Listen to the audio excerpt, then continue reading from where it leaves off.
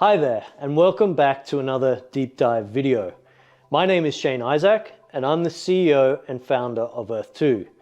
You'll have to forgive me for any sudden scratching, as it appears although I was born in Australia and have spent the majority of my life living here, I still forget how strong the sun can be and managed to get myself sunburnt when helping someone out yesterday. So, ouch. Even though the sun didn't feel too strong, the UV rays were extremely strong and I didn't realize it. But we're not here to talk about that. So we've done a deep dive video on raiding, how that will work and how droids fit into the picture. But the plot thickens when we look at civilians and how we plan to introduce them and where they fit in as well. As mentioned previously, I have 4 game mechanics that I plan to initially introduce, which are raiding, droids, civilians, and player-to-player contracts. And these deep dive videos that we're doing will provide you with some insight into how they will all work together. And although these 4 game mechanics will work together and complement one another as a standalone group, so they can operate as a standalone group together, raiding and managing your droids to hack, detect, and collect unstable ether from other players' properties is only the initial purpose of these game mechanics. Each one will have further use and utility inside of Earth 2 long term in some of the numerous different core frameworks that we plan to implement on our platform. Let me give you a few examples. So raiding, for example, is using what could be considered as a light version of our movement and logistic game mechanics. So we're introducing the future of those mechanics via the raiding game mechanic to test it for bigger, long-term goals such as resource transportation for trading and moving other objects around inside of E2v1. These systems will become key parts for the future of our EcoSim as we move toward resource generation, replication, building, and so forth. Another example is droids, which are being introduced with the initial ability to raid other properties, but their utility will expand significantly over time as well. Raiding is only the first thing they will be used for. There will be even more utility for them directly inside the raiding mechanics, such as intercepting and some other uses we're keeping secret right now, but long term they might be useful for other things like building, defending, attacking, escorting, searching, scanning, and a number of other things. A player might like to have certain types of droids on hand when traversing E2v1. The list goes on, but I think you get what I mean.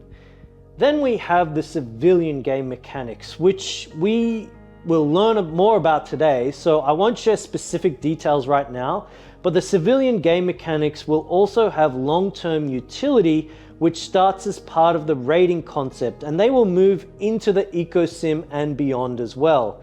And finally, we have player-to-player contract game mechanics, which even in their initial version are quite complicated, having a perfect introduction via raiding. However, this is only the beginning, as they will be expanded over time as well to allow for external control over multiple parts of the EcoSim on a whole lot of different levels. So you might want a player to control one property or a group of 3 properties or 10 properties or all your properties. You might want them to build, trade, spend, or do many other things directly for your properties or on your properties or with your assets or with your account. So player-to-player contract for raiding will allow us to introduce all of that, and I'll make another video later talking about it because it is quite in depth and it will cover a lot of things, as I said, even for the raiding aspect of player-to-player contracts. Anyway, I just wanted to point out these 4 game mechanics we're working to design and implement now. They are not the end of the line, they are in fact the beginning of the line, and each one leads into future purpose and utility inside of Earth 2. Now, although the historic timeline of Earth 2 is in the here and now, meaning today on Earth 1 is also the same day, month, and year inside of Earth 2, So it's not set in like the future or the past per se. And although we have many different plans for Earth 2 as a platform, for example, to act as an intermediary between Web 2 and Web 3, between 2D and 3D, between what we know today and what will become tomorrow, to support things like e-commerce and social media, portals to other gaming experiences, and even potentially other metaverse platforms. So when all of that is on the table, and while that is all exciting enough, I personally don't see any reason why we can't build on top of it and have a storyline in the background to make the builds of Earth 2 real and create like a connection between the digital assets inside of Earth 2 and make the gameplay element of Earth 2 that much more interesting and immersive. Therefore, instead of simply saying, here, you can now build civilians, we want to tell and set a storyline that will evolve over time. So before I jump into the UI UX walkthrough for civilians, like I did with the droids background, the story and the lore of the ethereal droids and the meta sprites, let me share the story with you so far and how civilians made their way into Earth 2.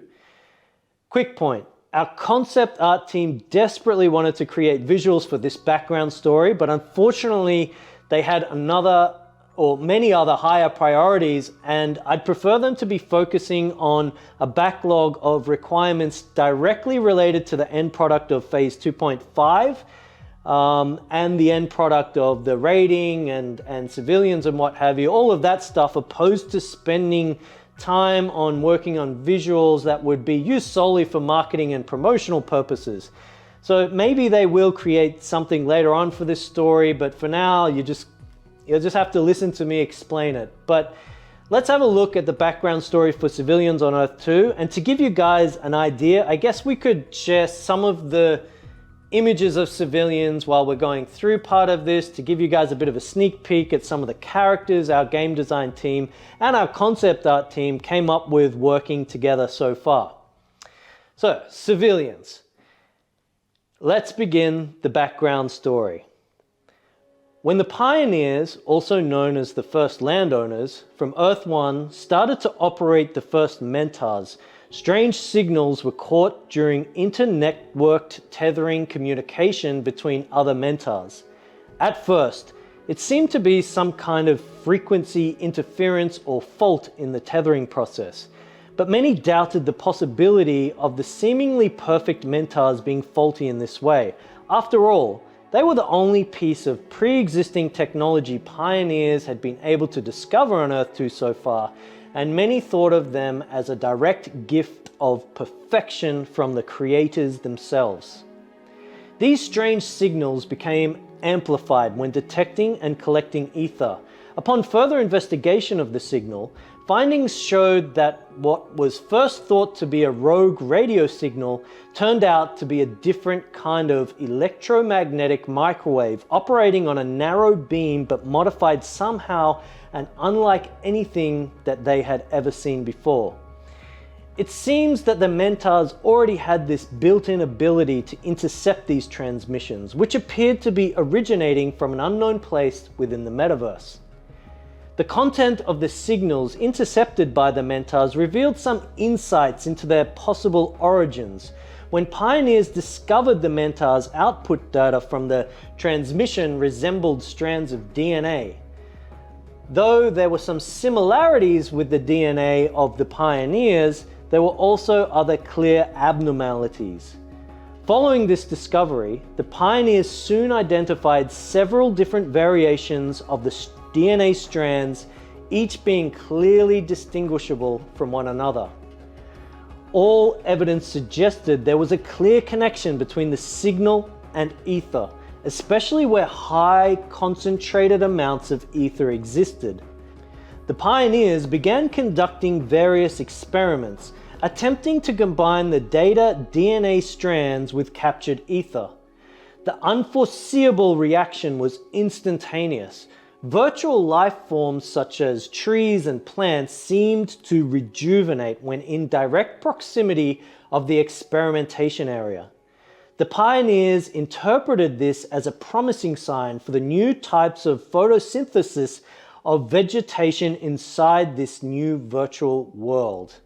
But one pioneer remained unconvinced that this was the only use of the new discovery, and began to conduct a range of unconventional experiments, including one which redirected the transmission data directly into the core processor of a holoprojector, technology this pioneer claimed to have never used as they believed holoprojections were useless. When the pioneer looked at the visual that began forming during the experiment, further panic arose when an otherworldly life form appeared in the holoprojection itself. The appearance of the life form was unfamiliar, and although it seemed passive and harmless, the vision of this foreign being drove the pioneer away to the verge of insanity, claiming alien races were hidden in the signal and were coming to sabotage and steal the land that he rightfully owned. When others refused to listen, this pioneer, the first of those who became the unnamed, sold his land to the other pioneers and forever cursed Earth 2 and its existence, although he had greatly profited in the sales of his land. But one pioneer's loss is another pioneer's gain, and others vowed to be patient and humble and continued forth. This discovery led the pioneers to the beginning of synthesizing life forms inside of Earth 2. Some speculated that these advanced electromagnetic microwaves were coming from other worlds inside the metaverse that had learned about the creation of Earth 2 and were attempting to inhabit it. It appeared as though they lacked the technology or power to travel directly to Earth 2 in their physical form. Irrespective of what some thought, the pioneers had arrived first and had begun their conquest for dominance over this new virtual planet. And as humans tend to do, they started looking for ways to exploit the DNA strands from the mysterious transmissions with the hope of creating an efficient labor force for their properties, as the vision seen by the first of the unnamed was indeed an otherworldly life form. Through much trial and error, the pioneers learned that there was much they did not yet know about the Mentor and how it operated.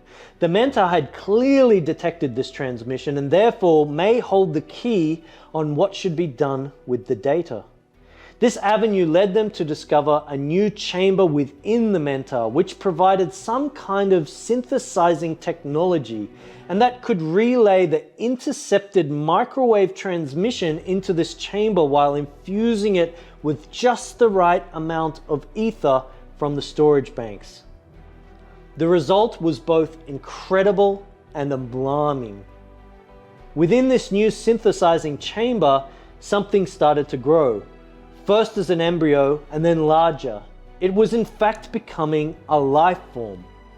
Over time, it grew to form into a full being, some similar in appearance to humans and others very different. There was an instant bond with the Mentor, and the first words from the civilian were duly noted, as Ra is my witness, I entered this realm to serve. So the age of civilians had begun, though their first words suggested otherwise. Synthesized civilians seem to show no recollection of their origins or their purpose on Earth 2. But some pioneers felt civilians should be monitored closely as they believe Earth 2 could be a target of these otherworldly factions due to its abundance of life, power, and resources. E-ther and essence have the ability to, amongst other things, sustain life and power. And although there is inconclusive evidence to say for sure why the DNA of the factions are being transmitted toward Earth 2, many feel the purpose is to be closer to the magic ether and essence provides to the metaverse, along with the jewels that amplify them, as the control of ether and essence brings ultimate power. All reports suggest that civilians within Earth 2 are loyal to players and pioneers and play a key role in the management or improvement of a vast array of functionalities. They are capable of working at different places and performing different tasks, and together they can achieve goals that may require one or many of the same skill set. Civilians and dwellers seem to be members of varying factions from across the metaverse. These factions have their own specific appearances, cultures, and beliefs, which may prevent them from getting along with one another. But for now, it seems that they are oblivious to what these are, and the absence of any specific memories tend to allow them to perfectly coexist together with one another. It has been established that civilians are quite intelligent beings, having the capacity to learn new skills and obtain higher knowledge. They are suitable to be put to work in a variety of ways and occupations. However, their intelligence may pose a risk which is yet unknown. If they can learn, can they also forget? Or might they use their newfound knowledge and skills to pursue ulterior motives? Or perhaps this is only a human trait, and civilians, when treated well, will forever remain loyal. They do, however, exhibit signs of needs, behaviors, and even preferences to different types of tasks and vocations. Though much is still unknown about them, civilians are of great assistance to a pioneer, providing help to run their properties, control their fleets, report information, unlock abilities, and much more that will be discovered in the future. In the foreseeable future, it seems it is much better to be walking with your own civilians than without. I hope that provides you all with an interesting introduction to civilians. I'm sure more of their stories and backgrounds will be slowly discovered over time inside of Earth 2. Now that you understand all there is to know about civilians up until this point in time, let's look at how they can be synthesized and utilized and how their introduction fits into the raiding mechanics. So let's jump into the UI UX walkthrough and look at how it's going to operate in its initial first iteration. Civilians give players the opportunity to automate some of the tasks that come with land ownership. Whether you have a small or large account, you'll be able to appreciate what a civilian can do for you. Since civilians have the ability to unlock new functionalities, a civilian management page is used to keep all the new interactions in one spot. The civilian management page is similar to that of the droid management page. Players are given the option to alternate between viewing civilians individually as a list or grouped together by the property the civilian belongs to. As you can see on this screen, we don't have any civilians because we also don't have any properties. So let's switch to a view that has some properties. In the property list, each card will display the property's name, the property's location, the operator for the property, but that's coming later with player-to-player contracts, the population, the number of civilians, and the number of droids that are on the property. Like when droids are being built or relocated, if there are civilians currently being synthesized on a property, a progress bar and the number of synthesizing civilians will be displayed beneath the current population number. When a property is selected, a list of civilians living on the property will be displayed. In this sample interface, this particular property has a population of 0, so no civilians are listed. When this happens, the player can choose to synthesize civilians. At the moment, players can synthesize a maximum of 5 civilians for any property that has 4 or more tiles, with each civilian having their own unique occupation. Though bear in mind, these numbers may change. Each occupation will unlock a certain raid-related functionality or perk, although keep in mind that in the future the capabilities of a civilian will extend far beyond just raids as more features are released over time. For now, occupations will be assigned to a civilian based on the order in which they are synthesized. As we can see in this example interface, players can select the number of civilians they wish to synthesize. The mentor requires E-ther to execute such a process and will only be able to synthesize 1 civilian at a time. Once the desired number of civilians has been chosen, the player can then select this button to begin synthesizing their civilians. As you can see in this UI mockup, the cost is suggesting 5 E-ther per civilian. However, as mentioned in previous videos, The designs that we're showing do not always have the precise figure that will eventually be used. Once the mock-up designs are completed, game designs continue to do many calculations and balancing.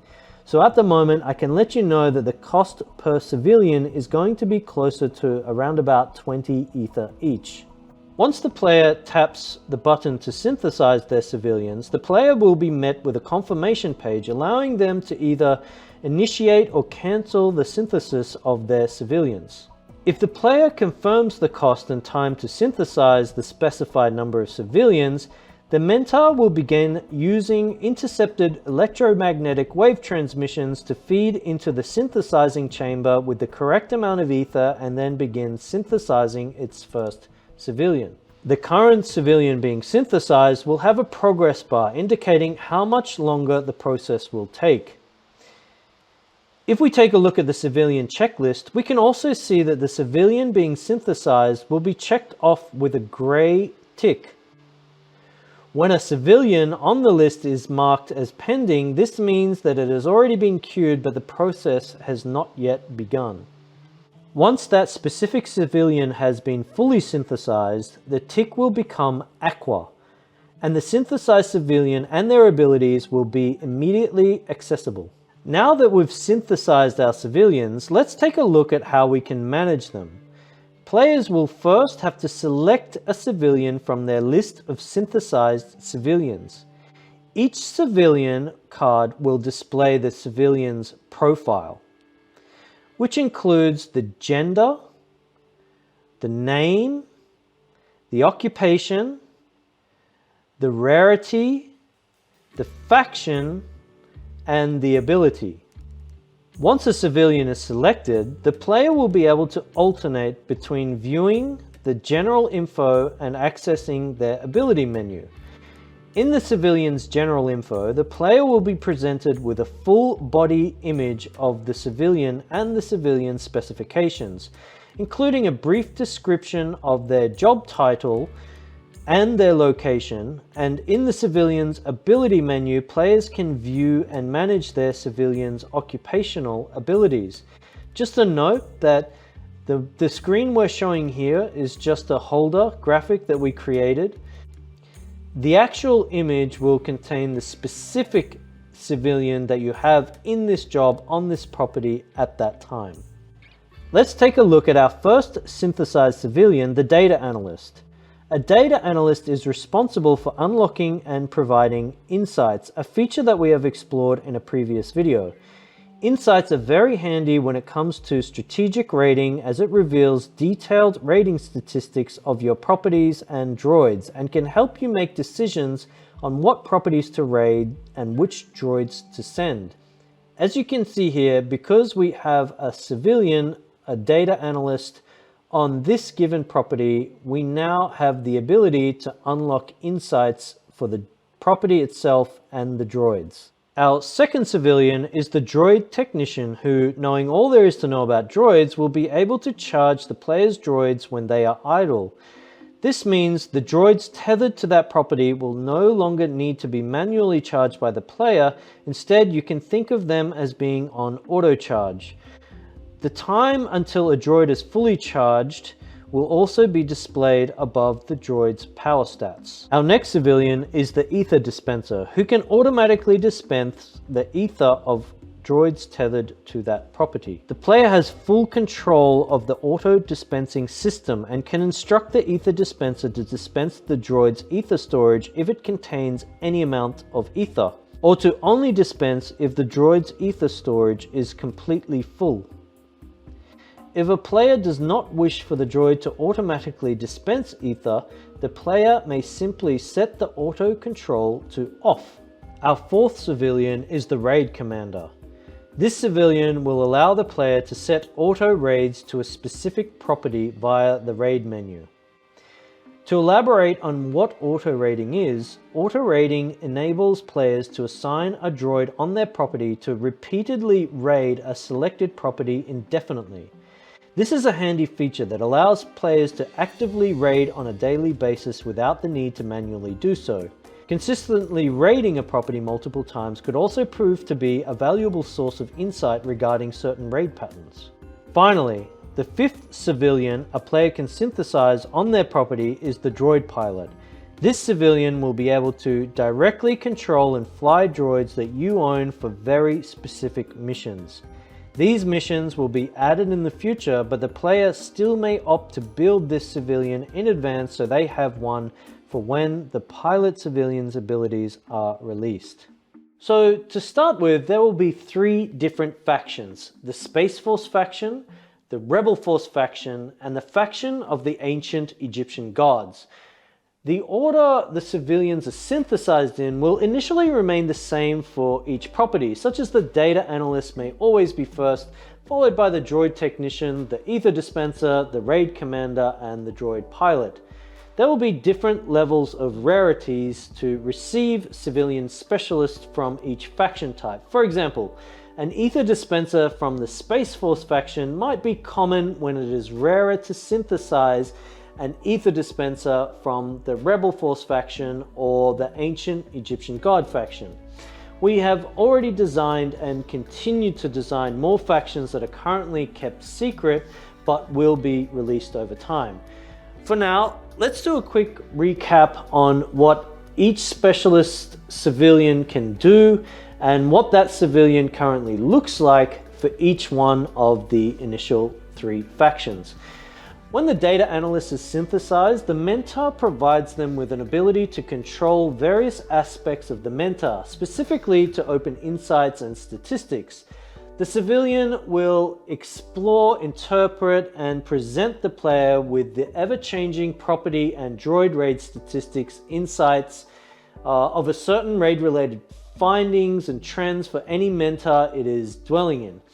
It is likely in the future that data analysts will be able to model and visualize data sets in areas outside of raiding as well. Having a data analyst will provide essential planning and determining certain raid strategies and decisions. Without this civilian, the player will have no vision across such important data, which will be a massive loss in strategy. The droid technician constantly charges the player's idle droids. They know about the technical inner workings of the droid and how Essence can keep it charged without an external power cell at this point in time. It is thought that when a droid technician is synthesized, the mentor provides them with this additional knowledge about ethereal droids and their power requirements. Without a droid technician, the player will find themselves extra busy having to manually identify and command their droids to be recharged when the power cell level is under 100%. The E-ther dispenser knows a great deal about E-ther. It is thought that when they are being synthesized, the mentor gives them additional knowledge, so they know how to handle the life power force of E-ther in all these different situations.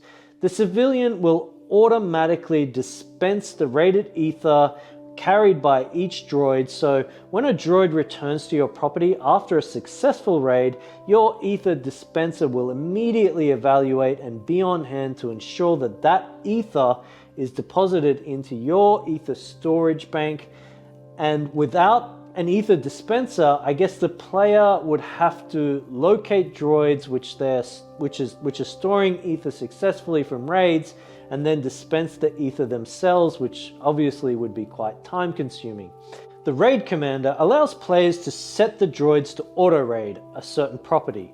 When the raid commander is being synthesized, the mentor provides the civilian with the ability to pre-program droids which are tethered to the mentor the raid commander is residing in at the time. Droids set to auto-raid will continue to raid the target property for an indefinite period of time whenever they are available to do so, so whenever they have charge. Without a raid commander, the player will need to deploy their droids to retarget a property manually. Little is known about the droid pilot just yet, but it seems the mentor provides them with some kind of key to operate a single droid from the comfort of a flight simulator station which is located inside the mentor. It may be that when more is learned, the droid pilot will be able to control a single droid at one time for a special mission to do things a droid would not normally be programmed to do. In the not so distant future, not only do we expect new types of factions to start sending their signals to Earth in a hope to have their DNA fused with E-ther in a synthesis chamber, but it seems the Mentor also receives new types of DNA data for existing factions as well.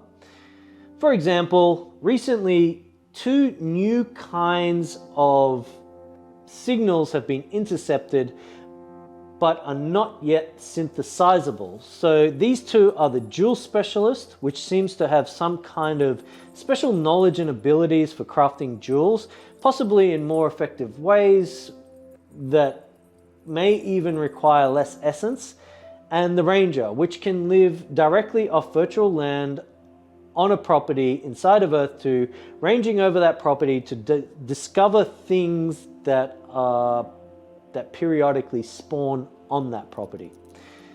So there are a couple of teasers for now. Well, I hope you liked the introduction of the civilians for Earth 2. The implementation for civilians will come after the raiding and droids mechanics are deployed and online. There is still some remaining QA before we deploy raiding even to stage 2. As mentioned, there was some feature creep, and you can see how detailed the first iteration will be based on the deep dive video that we did the other week talking about the raiding mechanics, the raiding and droid mechanics. But I am pushing hard and hoping we can get it onto stage 2 soon and get some initial feedback from the amazing people in the Earth 2 community who often help us check features on stage 2 before they go out live. I may release the video about player-to-player contracts at a later date. It is very detailed and quite complex, so I'll probably release that video a few weeks before player-to-player contracts go live, so it's fresher in everybody's mind. The contract system will introduce the first type of free-to-play inside of Earth 2 and will allow free-to-play players to control almost all of the raiding features inside one or more of another player's properties. Finally, this is something I may tweet about, but if you have a webcam, we'd love to capture your reaction to the different parts of the upcoming E2v1 progress video we're going to drop over the next few days. I had originally been holding this footage in order to release it when the Essence token officially launched, as I do believe it would have had quite an impressive impact to many looking to purchase the token. But considering that now maybe some months away, I have officially decided to release a big part, not all, but a big part of the footage earlier during the 2nd anniversary birthday month to give those patient supporters in the Earth 2 community a glimpse of the progress and a vision of what we have been building and what is to come. So if you have a webcam, please consider recording yourself when you watch the video and send it to us so we can share in the reactions to various parts of the footage in the video we're going to drop. I hope you guys enjoyed that video about the progress of E2v1 coming soon, and I hope you guys enjoyed this video about civilians. And until next time, take care, keep safe, and goodbye.